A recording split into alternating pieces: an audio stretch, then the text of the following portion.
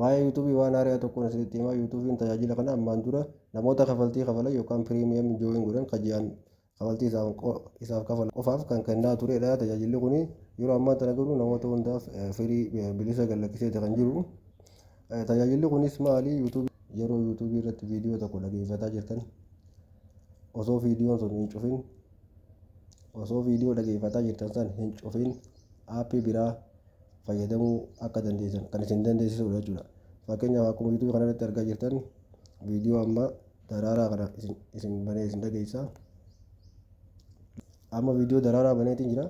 Viidiyoo daraaraa kana dhaggeeffachaa osoo viidiyoo kana hin cufin bakka biraa wantoota biraa YouTube irraa aappii kana keessaa fi bakka biraa deemuu ni danda'a jechuudha.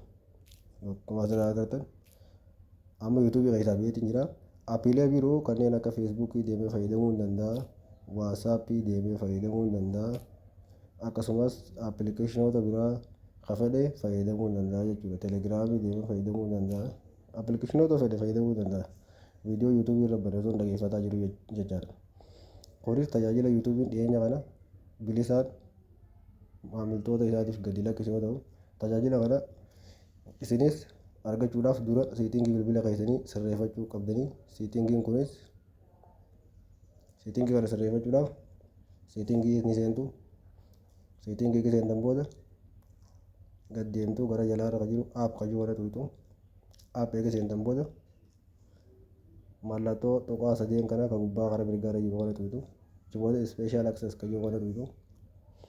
Special access kan eega tuqxan booda gadi deemtanii picture in picture kan jiru kana tuqxanii appilikeeshina YouTube'dhaaf picture in picture kan jiruun on ta'uu isaa mirkaneeffachuu qabdu jechuudha. Tajaajila kana argachuudhaaf aappiin YouTube'dha.